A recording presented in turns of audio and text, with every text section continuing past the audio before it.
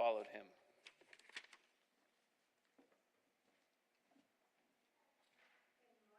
Everyone. So it is the start of a new month, which not only means potluck, which we all love, but it also means a new topic for the month for us to dig into together. So if you were not with us in the month of July, we dug deeply into the topic of history.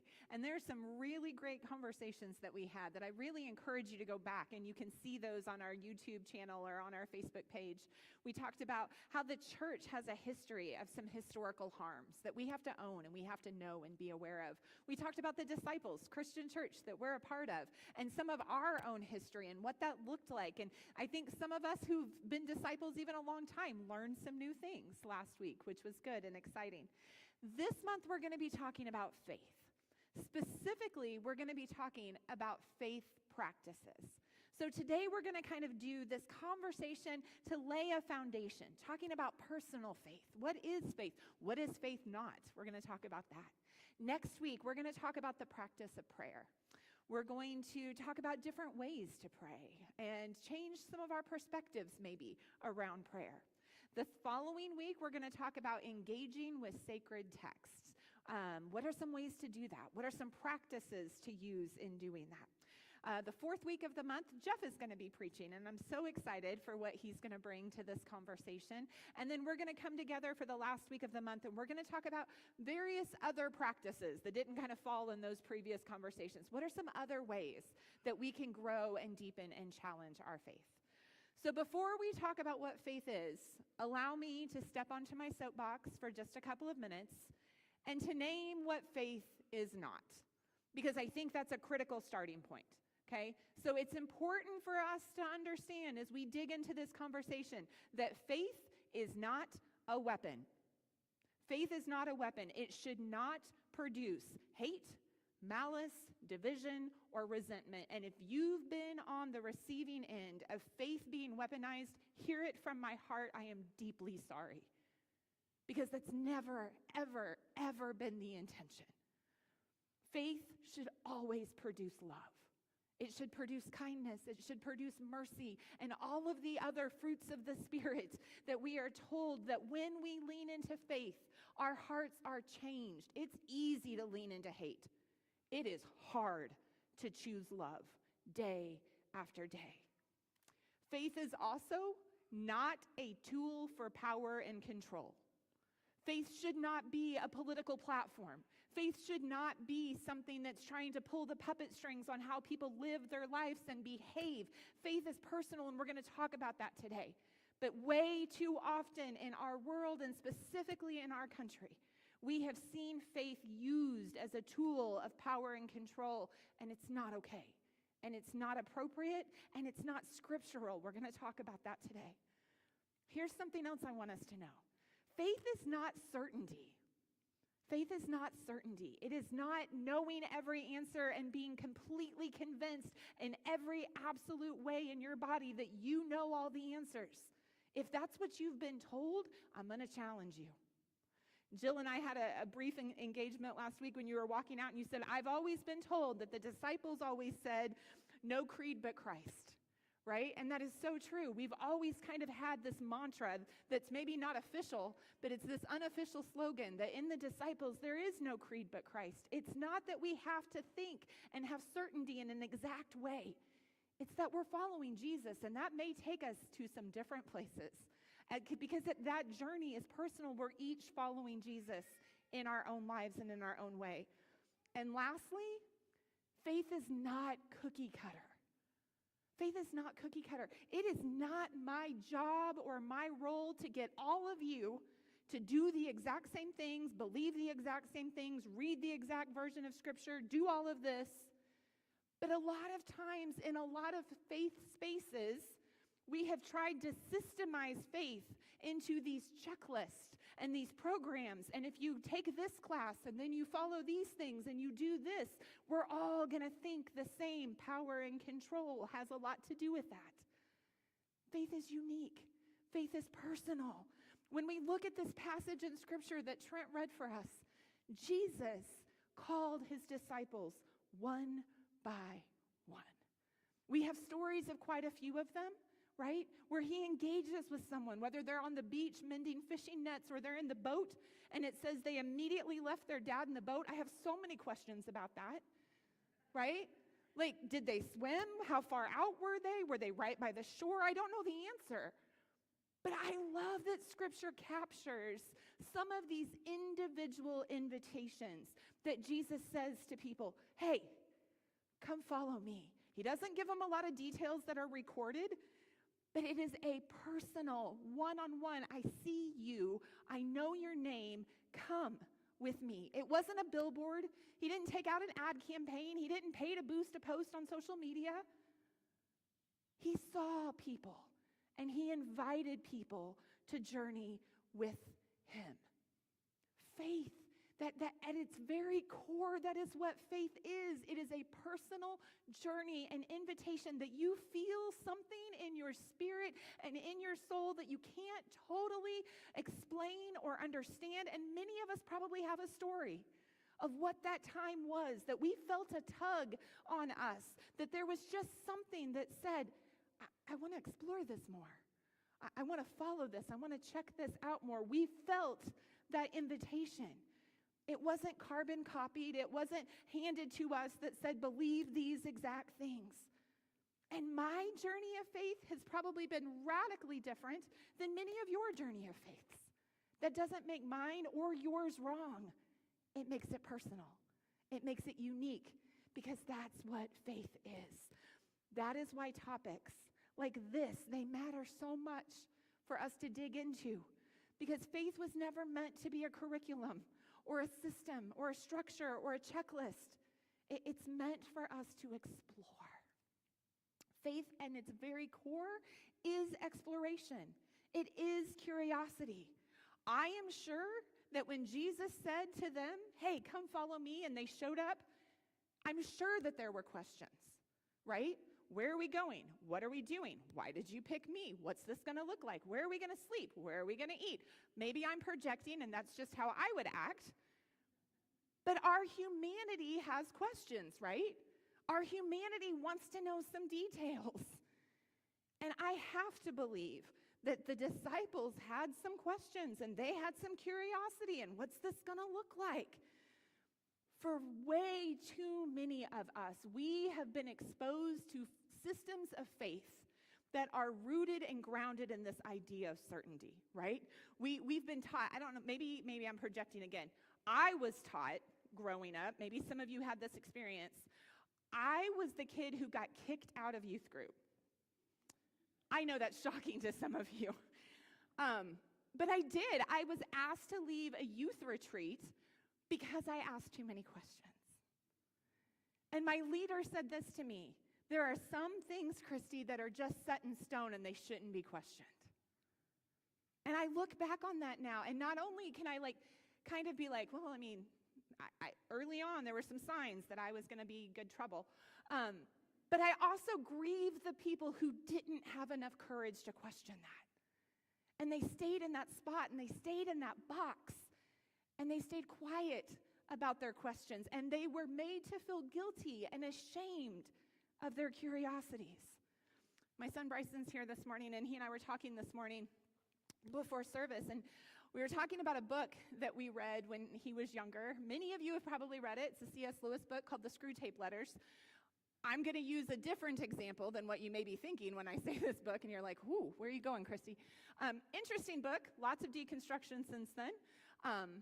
But at the heart of this book is this idea that a demon is writing letters, right, to other demons. It's kind of like a training manual is the best way to put this. And there's a statement in this book that I'm, Christy, summarizing, where he essentially says that the time that Christians are the most dangerous is when they're asking questions. And I love that. We were talking about that this morning, and how curiosity and questions should be the core of our faith. They should be one of the primary ways that we express and explore our faith, and not something to be silenced or questions. One of my favorite things to get to do as a pastor is when one of y'all reach out and say, I have some questions. I'm not so sure about this. Or I really struggled with something you said. I love to have those deep, hard conversations. I love to make space for your questions, preferably over coffee and chocolate if we can. But if not, I will roll, because I love getting a chance to be part of you exploring what that looks like and pushing your own comfort zone and growing edges a little bit. I know that in my journey, the thing that has helped me to get to where I am today from where I started, which was a long way from where I am, was questions. It was this holy curiosity that was embedded in me, and it was me accepting that that was a divine gift. That was not a rebellious spirit. I was labeled as a rebellious spirit a lot, but I truly had to learn to accept that that was something that God gifted me so that I could explore and try to find greater depth. One of the things I often say in my own world with people I do life with was I had to learn to go from the baby pool, where a lot of people were taught to stay because we can't get hurt in the baby pool. It doesn't get dangerous in the baby pool of faith. But when we start to swim deeper and we start to ask questions, that's where things can get complicated, not just for us, but for the systems and the structures that also may be the recipients of those questions. Here's something else that faith is. It is pushing the boundaries of those growing edges. I want you to just imagine with me that you had a front row seat to watch the disciples and Jesus in those first few weeks and months. Can you imagine the number of growing edges that must have been leaned into with them? When he said something, or he taught something, or he did something that was completely countercultural, like allow women to listen to him talk. How they must have initially reacted, what they must have had to wrestle with inside themselves about those different things. There were so many ways that I am sure the disciples were pushed out of their comfort zones and that they grew. And we see some evidence of that throughout the Gospels as their journeys are recorded. For some of them, they're a little bit more comical than others, like Peter, God bless his heart. But it's interesting to watch these pieces and glimpses of their growth and what that looked like. You know, I specifically chose this passage because for me, this passage has some unique personal significance. When I was in early high school, I was really angry at the world. I was angry at a lot of things. I was frustrated with a lot of things, and a lot of it had to do with the church. And I felt like, man, there's something wrong with me and my faith, right? Kicked out of youth group, asking all these questions. And one of the things that I came into contact with this story was that sentence that says, and immediately they followed. In other translations, it says, at once they followed. And I started to pray, God, give me at once faith. I want that kind of faith. That if you were to yell out at me from a shoreline and say, come on, I'd be like, okay. I would just go. And I started to pray for that. And you know what? That is really great in theory until you have an opportunity to practice it. And then it's hard, right? It's really challenging to think, oh yeah, I want that kind of faith, until life throws you a series of circumstances and you think, oh, this is terrifying. This is really hard. So if you'll indulge me, I want to tell you a story. So I had been praying for that kind of faith since early high school. Fast forward, I am in my 30s, and I was running an organization. It was called Lead Her. It was a women's ministry, because I felt called into ministry and into the church, and I was in a context where that only meant I could do women's ministry. So I had created this organization, thought that it was going to be small just for my little hometown, and it started to grow. People started to hear about it. We started to get emails and conversations that said, I want to bring what you're doing to my town. Can I bring this to my community?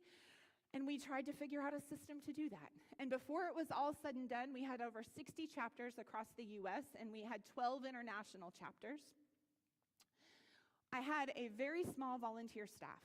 And one year, about halfway through this endeavor, we came across a book that really challenged me. We're going to talk a little bit more about that book next week. But the book was called The Circle Maker by Mark Batterson. And in this book, Mark Batterson, who is a pastor in Washington, D.C., shared a story about having crazy, radical faith and feeling like there were just times that you just had to kind of not give up. And he talks about this parable of Honi the Circle Maker, which we're going to talk about next week. But part of how he, Mark, interpreted this parable was that there was a rundown building not far from his church. And it had been a crack house, he writes. And he said, I just had this vision that I wanted to make it a coffee shop for the community, a place for people to connect. And so he would pray constantly when it didn't make sense, finances didn't add up, I want to turn this building into a coffee shop. And he would pray, and he would pray, and he would pray, and he would pray. For years he prayed. And part of it was strategic, right? He was kind of in the shadows of Capitol Hill, and he felt like this could be a really good place to get people to talk about current issues, things that are happening, conversations we need to have around our faith. A series of circumstances happen, and ultimately, that is now a coffee house called Ebenezer's Coffee House. And I was reading this book, and I thought to myself, I'd like to have coffee at Ebenezer's Coffee House. And then I immediately thought, that's a crazy thought. I live in Missouri. And then I thought, I don't know. And so I'm having conversations with some of my staff later, and they said, I think you should go to that coffee shop. And I was like, ooh, okay, that's weird. And I was like, well, we don't have the money to make that trip, all these different things, right? Well, you never know. So, at once faith, not so much, right? Well, that doesn't actually add up. I'm not so sure about that. So here's what I did. This conversation happened in March. I took out my calendar and I said, well, let's find a weekend when maybe we would go to Washington, D.C. and visit this coffee shop if all the things fell into place, if we had the resources to go. So I circled the weekend of Halloween on my calendar. It's pretty far away. Maybe it could happen. You never know. Everything progressed, and I kind of forgot about it a little bit until October 29th. I had a meeting that morning, and I looked at my calendar and saw this circle that was for that weekend, and I kind of laughed and thought, well, I can probably start making plans for this weekend. Like, we're not going to Washington, D.C., I don't think. So I had this meeting with this individual, and as we were finishing up this meeting, she said, I just really love what you're doing with women across the globe. I'd like to contribute to that. And so she made a contribution. And then she said, but I also want to give you another gift. She said, I feel like there's something crazy you're being asked to do, and maybe this will help with it. And I thought, okay. It was for $500, incredibly generous. But in my logical Christy brain, I thought, well, there's no way I'm going to get a flight the next day for that price, right? And so I left, got to the car, decided I would at least follow it through. So I looked up flights. Round trip ticket to Washington, D.C., $115. That doesn't happen the next day, right? So I called a friend. Many of you have heard me talk about Holly. And I said, hey, what are you doing tomorrow? And she jumped at the chance, and we packed our bags, and I called Bob and said, hey, would you care if? And we jumped on this airplane. The next day, we drove to St. Louis, slept in our car, got on the airplane the next morning, didn't have hotel reservations. My sister called and said, I heard you're in D.C. Do you need help with a hotel? I've got a ton of points. Got us a hotel room, and I went to this coffee shop and had coffee. Like, that was literally the purpose of going. But while I was there, I felt really inspired to start writing. I had been dealing with writer's block for 2 years, couldn't type a sentence. And I sat there for like 3 hours and just wrote and wrote and wrote and wrote and wrote. I wrote what became the first chapter of God of the Gaps. And it was one of those moments where things just started to click. Later that night, we decided this church where Pastor Mark had written this book was having a church service. And we were like, let's go, let's check it out. And it was a unique service. They'd pulled all of their campuses together for this one big baptism service. And up on the stage, I saw a female pastor baptizing people. And there was something in my spirit that went, I want to do that. I think I'm supposed to do that. And then later, on our way home, outside of the church, I ran into an unsheltered man. We had a very interesting conversation, and he started talking about how he wished churches cared more about people that were struggling. And I went home praying, home to the hotel. I went home praying for the unsheltered community of Washington, D.C. And I remember thinking to myself, Christy, you have that in your community too. You're just not paying attention to it. And I went home, and I talked to my husband, and I started to wrestle with this giant growing burden on my heart for the unsheltered community in my city. I started to get to know them and have coffee and learn their names and get to know their stories. And eventually we planted a church that I pastored where I had a chance to baptize so many individuals who didn't know where they were going to lay their heads at night. And I look back at that crazy journey, and so much of it had to do with, I'm not going to call it immediate faith or at-once faith because I tried to push it out. I tried to logically justify it as much as I could until I couldn't ignore it. And it challenged every aspect of my comfort zone. It grew me in ways I cannot imagine. I don't go into many situations without a plan A, plan B, plan C, plan D. I flew to D.C. with no plan. And here I sit today. I wouldn't be sitting here today had I not got on that airplane, had I not gone on that journey. Because I know this to be true too. Faith is a catalyst. Faith ignites a reaction. Think about the disciples. Think about the ways that they changed. Everything about their life changed because they said yes to following this guy on his mission and on his movement. What they did, what they believed was possible, so many pieces were catalyzed and changed. For us, faith should be a catalyst for growth. If we are sitting in the exact same place feeling super cozy and comfortable with our beliefs and what we're doing, and we think this is so nice and warm and fuzzy and wonderful, I would argue we're not leaning in to our growing edges. There's tension in that space, and it's going to make us a little uncomfortable. Faith accompanies us on that journey. Faith also catalyzes connections. It pulls us together with people. It catalyzes our actions and what we do, right? The ways that we help our neighbors, the ways that we give, the way that we go out and grab cleaning supplies, or we run to the store to grab hygiene items. Because we know that our neighbors are struggling and suffering, and we feel compelled to act and to do something to alleviate that suffering. We can feel compelled to show up and speak up when people are being marginalized or the recipients of injustice and are being harmed. We use our voices, and our faith catalyzes the different ways that we use our voices differently. When we start speaking up for issues and people and injustice, when we start working for change and advocating for change in structures and systems that are rooted in capitalism and racism and misogyny, when we see it and we start to speak up for so many of us, that courage comes from our faith. I would also argue that faith is also a catalyst for listening. It may be one of the later ones sometimes.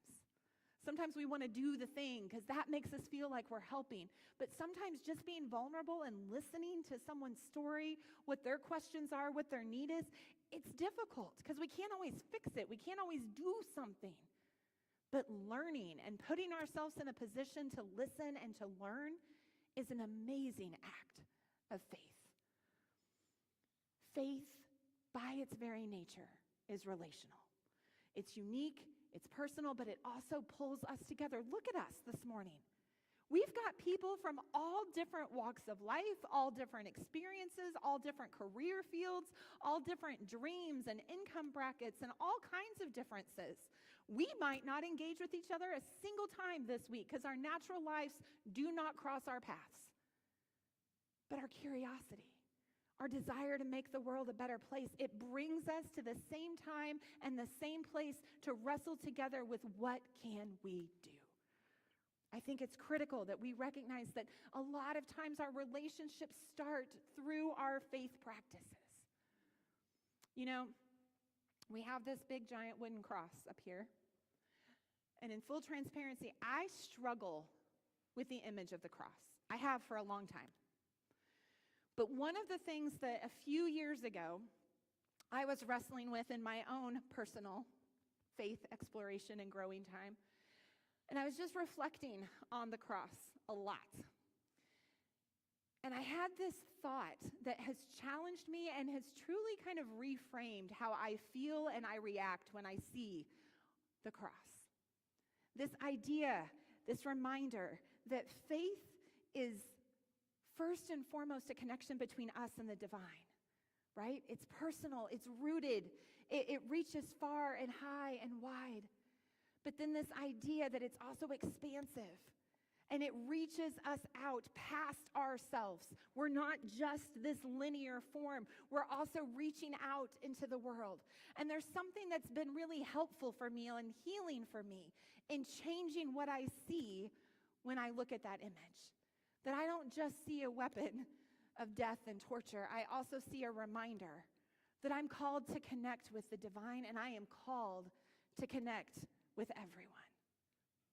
Friends, I want you to know that faith is something that we share, but is something that my journey is not your journey, and we can't compare with one another. Faith isn't a scorecard. It's not who does it better or who's doing it the best. But community is one of our greatest and most precious faith practices. We're doing faith when we do potluck. It's one of my favorite kinds of faith. We are doing faith when we sing off key. We are doing faith when our connecting groups are making sandwiches. We are doing faith when we take a meal out to Camp Hope and we serve it together. When we are finding ways to connect with each other and connect outside these walls with our wider community, that's what faith is. That's where it starts. Imagine with me those disciples as they were gathering around tables with Jesus. The things the relationships that they built, who they ate with, who they met on the road, how they saw people changed because they said yes to following Jesus. Faith begins right where we are, right? When Jesus called the disciples off the beach and out of the boat and from the table where he was collecting taxes, he didn't give them any kind of a job description. He didn't say, first you've got to go to this training course, or first you've got to get this certificate. He just said, come, just as you are. So for me, if I had to define faith, here's what I would say. Faith to me is refusing to give up hope. It's believing that love, mercy, kindness, and justice still have the capacity to change the world and the lives of people. So wherever you are on your faith journey today, I want you to know this, that if you are angry, happy, sad, celebrating, or struggling, don't give up hope. If you are doubting, you're questioning, you're wondering, hang on to the glimpses of goodness that come across your life each day. That if you're new to this conversation and not sure about it at all, I hope that this catalyzes a desire to explore and to talk to people and to dig into things for yourself. And if you're hurt and skeptical about organized religion and being in a faith community, same. Yet, I dare to hope. Just like the prophet Jeremiah writes. Yes, there have been mistakes. Yes, it's not always done right. Yes, religion has been weaponized. But I continue to hold out hope that when we come together and we do it well and we do it right and we focus on loving out loud, and what does it look like to follow the teachings of Jesus and mean it? There is so much beauty and so much good that can come out of that space. I invite you to grab your hymnals. We're going to sing a song that I think is a declaration that I don't know about you, but I feel like I need. I feel like our community needs. I feel like our world needs. This has been a hard set of headline weeks, especially here in our community with wildfires and everything else that's going on. Hymn number 353 declares, "O come, O weary traveler. No matter where you are today, I hope you feel like you are seen, you are heard, and you are welcome to come. Will you join me?